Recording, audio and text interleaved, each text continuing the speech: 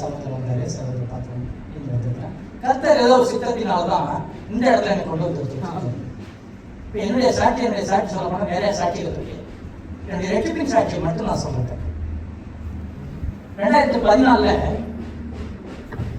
எனக்கு வந்து இங்கே வேலை செஞ்சுட்டுக்குள்ள இந்த கை சில பிரச்சனை ஒரு நாள் சறுக்கு போட்டு கீழே விழுந்துட்டேன். இந்த கைக்கு 2-3 நாள் சரியாக சாப்பிட முடியாது, ரொம்ப கஷ்டம், வேதனை. என் முதலாளி ஒரு சைனீஸ் பிஜே யூனிவர்சிட்டி ஹாஸ்பிட்டல்லாம் பார்த்தோம். அவங்க செக் பண்ணி பார்த்தேன், மாத்திரையை சாப்பிடுங்க சரியாகிடுங்க. எந்த மருந்து மாத்திரையும் சரியாகவில்லை, வேதனை அதிகமாகிட்டு தான் இருந்தது. கடைசி என் முதலாளி சொல்லிட்டாரு, நீ இந்தியாவுக்கு போயிட்டு வைத்தியம் பண்ணலாம் அப்படின்ட்டார். இந்தியாவுக்கு போனோம். 2014 டிசம்பர் 6ஆம் தேதி இந்தியாவுக்கு சென்று தஞ்சாவூரில் இருக்கிற மீனாட்சி மெடிக்கல் மிஷனில் போய் எம்ஆர்ஐ ஸ்கேன் எடுத்து பார்க்கவில்லை. டாக்டர் செந்தில்ராஜன் ஒரு ஆத்திரப்பேரன் சொல்லிட்டாரு, இந்த கையில் இந்த இடத்துல ஓப்பன் சர்ஜரி பண்ணணும்னு சொல்லிட்டாரு. எனக்கு எந்த பர்மிட்டுன்னா 1 மாதம் தான் இருக்குது. பர்மிட் ஆப்ரேஷன் பண்ணால் 6 மாதம் போக இயலாது. ஸ்டெப்பாக தான் உங்களுக்கு எக்ஸசைஸில் கொண்டு வரணும். 10% குணமடையும் அப்படிங்கிறத உத்தரவாதம் நாங்கள் கொடுக்க இயலாதுன்னு டாக்டர் சொல்லிட்டாரு. ஆனால் அப்போ நம்ம இன்னும் ரசிக்கப்படலாம். முதல் ட்ரிப்பு போனோம், ஒரு 10 நாள் மாத்திரை எழுதி கொடுத்தாரு. எழுதிட்டு வந்தோம். செகண்ட் டைம் போனால் டாக்டர் ஒரு ஊசி கொடுத்துருப்பாங்க, ஒரு 10 நாள் சொல்லுவாங்க.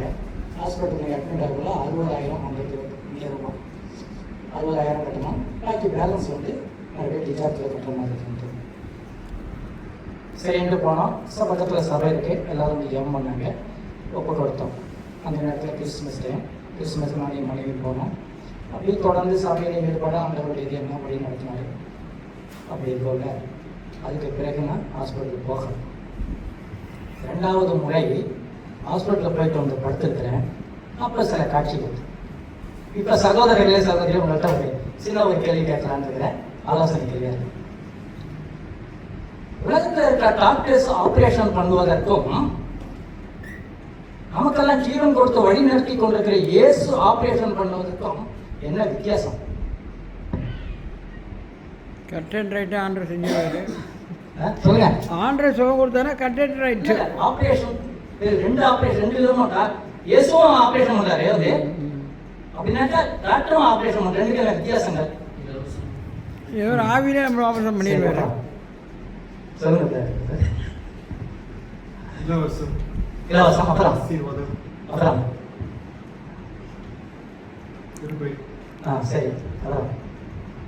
சொல்லுங்க சார்.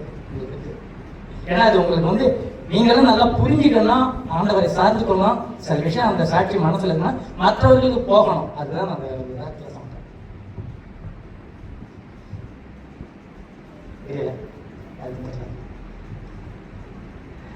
சொல்றேன். இந்த 2வது முறை நான் ஹாஸ்பிட்டலுக்கு போயிட்டு வந்து படுத்த பிறகு நைட்டு ஒரு 2:30 to 3 இருக்கும். 3:30 ஒரு சொப்பன தரிசனத்தை பார்க்குறேன். 3 தூதர்கள் வர்றாங்க. இந்த இடத்துல துணிகளை போட்டு சில இது மாதிரி பண்றாங்க. ஒரு பேனா மாதிரி ஒரு இன்ஸ்ட்ருமெண்ட் இதுவரையும் கேட்கிறேன். நான் சொல்லுவதுதான் சொப்பன தரிசனம். கேட்கிறாங்க, வெள்ளரிக்காய் பழம் தான் இருக்கும். அந்த மாதிரி ஒரு டிராப் ரத்தம் கூட அதுதான் மருத்துவமனையில ஆபரேஷன் பண்றதுக்கும் இயேசு ஆபரேஷன் பண்ணுவதற்கும் ரத்தம் ஒரு டிராப் கூட வராதே. வேணா மாதிரி ஒரு இன்ஸ்ட்ருமெண்ட் அதை நம்ம கேட்டுனாங்க. ஜஸ்ட் ஒரு 10 minutes கூட இருக்காது. போயிட்டாங்க. காலையில் எழுதிக்கிறேன், கையாலே போதும். இப்போ எத்தனை வருஷம் ஆகுது? 10 வருஷம் முடிஞ்சு 11வது வருஷம் அந்நிய தேசமாகிய இந்த மலேசியா தேசத்துல இன்னும் வேலை செஞ்சுட்டு இருக்கிறேன். இந்த கைக்கு இன்னும் மருந்து மாத்திரை சாப்பிடல.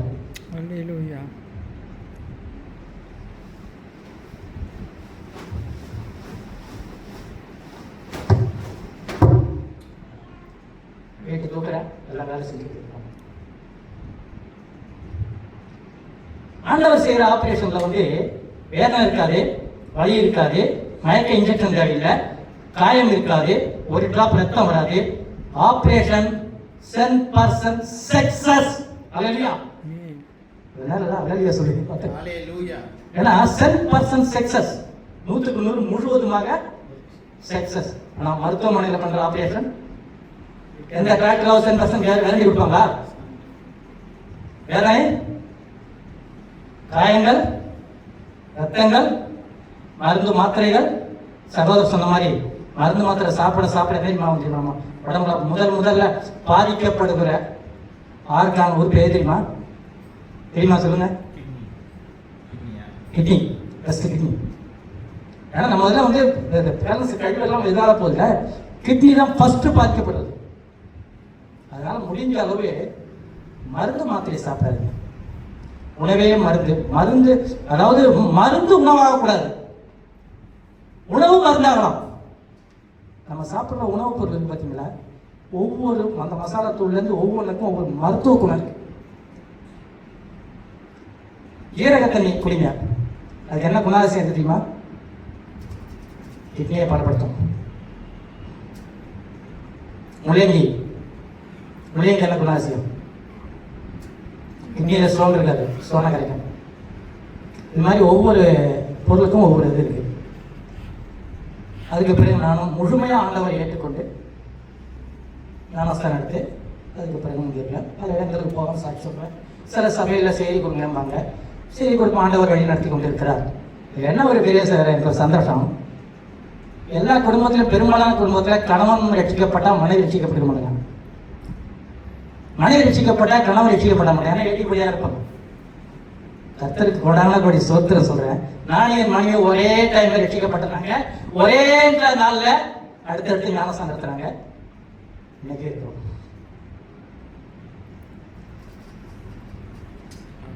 இதுக்கு அடுத்தபடியாக இன்னொரு சாட்சியை சொல்லி முடிக்கிறேன். ஸ்டொமக்கில் சில பெயின் வந்தது 2017. அப்போ நான் ஒரு முறை வந்து விடிய காலம் அந்த நைட்டு 2 மணிக்கு ஃபோன் பண்ணுறோம் பாஸ்டர் அலெக்சாண்டருக்கு. அவர் வந்தார், அழைச்சிட்டு ப்ரேயர் பண்ணிட்டு யூனிவர்சிட்டி ஹாஸ்பிட்டல் போயிட்டு எல்லாம் ஸ்கேனிங் பண்ணிவிட்டு ஊசி போட்டு காலைல 5:30 மணிக்கு ஒன்றா வீட்டில் விட்டார். அது ஒரு சில வாரங்கள் அது அப்படி இருந்து மறுபடியும் வலி வேதனை ஸ்டார்ட் ஆகிட்டு, நான் போகிற அந்த பூரண சுவிசேஷ திருச்சபை ஃபுல் கோஸ்பல் அசம்பிளிக்கு போயிட்டு இருக்கலாம் போது செவ்வாய்க்கிழமை வந்து இரவு 8 to 8 மணிலேருந்து 9:30 மணிலும் ஒவ்வொரு வாரமும் டெலிவரிஸ் பிரேயர் நடத்துவாங்க. அதுக்கு நான் போகிற பழக்கம் உண்டு. அப்படி போயிட்டு ஒரு நாள் ஆண்டவர் அங்கேயே பேச ஆரம்பிச்சாரு. மகனே, இந்த வேதனை படியெல்லாம் என்கிட்ட கேட்டியா அப்படின்னாரு. தப்பு தான்ப்பா, மன்னிங்கன்னு எடுத்தோங்க. அந்த மனப்பக்கம் வந்து நமக்கு, ஏன்னா ஒரு சுட்டி காட்டக்குள்ள நான் கேட்காது ஏன் தப்பு, தப்பு தான்ப்பா மன்னிங்கன்னு வந்துட்டேன். அதிகாலை சபை எனக்கு எப்பயுமே பண்ணுற பழக்கம் உண்டு. புதன்கிழமை அதிகாலையில் எழுந்திரிச்சு ஜெபம் பண்ணிக்கிட்டு யாராருக்கு ஜெபிக்கணும் எல்லா ஜெபத்தையும் முடிச்சு விட்டு காத்திருந்தேன். அப்போ சொன்னார், இந்த வேதனை நீங்கணும், 3 நாள் டைம், ஒன்லி 3 days. புதன்கிழமை, வியாழக்கிழமை, வெள்ளிக்கிழமை. அவர் சொன்ன டைம் 3 நாள் தானே. புதன்கிழமை முடிஞ்சது, வியாழக்கிழமை 5:30 மணிக்கு எனக்கு வேலை முடிஞ்சது. போயிட்டு ரூம் ரொம்ப சின்ன ரூம் தான், பெரிய ரூம் தான். எனக்கு குளிச்சுட்டு வந்து லுங்கி எடுத்தேன். என் ரூமை வந்து கதவு சாத்தினா தான் மற்றவங்க தங்கிற இடத்துக்கு போக முடியும், வழி அப்படிப்பட்டது. ரூமை சாத்திட்டு லுங்கி எடுத்தேன். எடுத்த உடனே உள்ள யாரும் அப்படி நடந்தால் ஒரு சிம்டம்ஸ் கிடைக்கும்ல, அந்த மாதிரி சிம்டம்ஸ் எனக்கு கிடைச்சிது. நல்லா நடந்தா சிம்டம்ஸ். இந்த சிம்டம்ஸ் யார் எங்கே வருதுன்னு திரும்பி பார்த்துக்கிட்டே இருக்கிறேன். யாரும் இல்லை. ஒரு 2 நிமிஷம் இருக்கும், சுற்றி பார்க்குறேன்.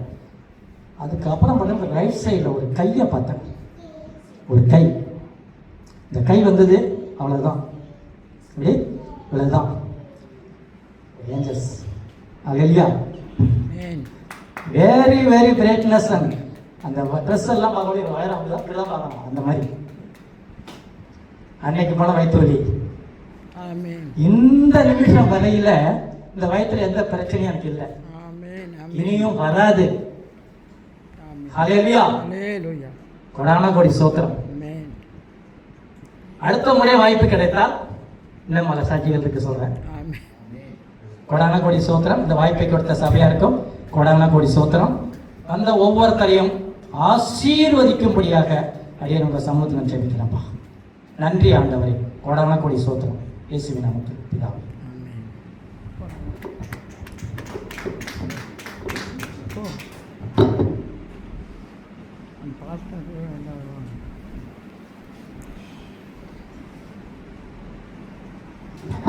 Price Lord. ஓகே, ரெண்டு பேர் சாட்சி சொன்னாங்க. எல்லாம் சாமியாக உட்காந்து இருக்கிறீங்க. இல்லை என்னன்னாக்கா உங்களுக்கு ஒரு விஷயம் புரியலன்னு நினைக்கிறேன். நான் உங்களுக்கு ஒரு விஷயம் நான் உங்களுக்கு சொல்கிறேன். பாருங்க, இயேசு கிறிஸ்துவை குறித்துள்ள சாட்சி தீர்க்க தரிசனத்தின் வரமாக இருக்கிறது.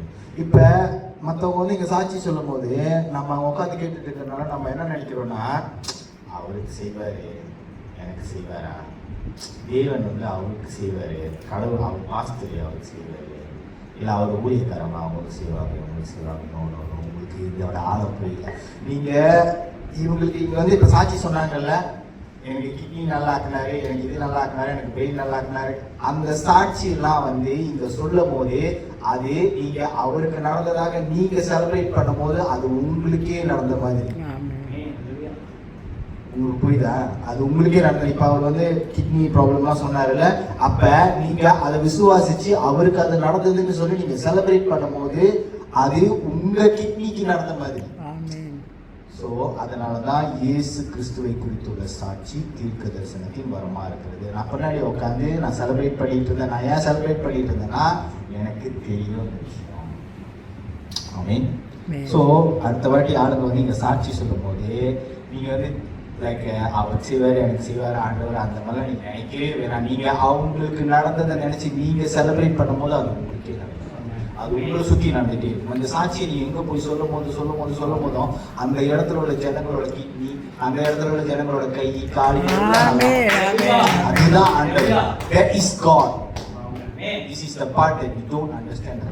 அதனால தான் ஜோவேல நீங்க அந்த பிரசங்கம் தான் பண்ணாரு. என்ன பண்ணாரு?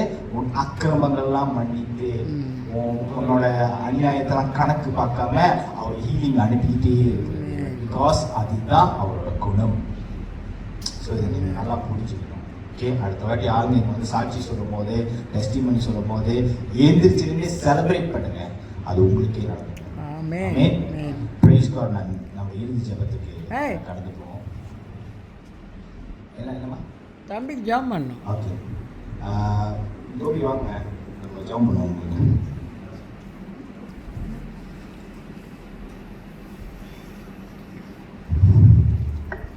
வாங்க ஐயா, வாங்க எல்லாம் சேர்ந்து எல்லாம் ஜாம் பண்ணுங்க. கையை வைங்க மேலே.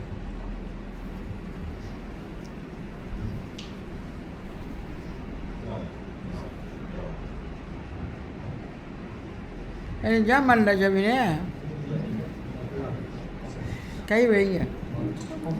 பாசம் கை வைங்க.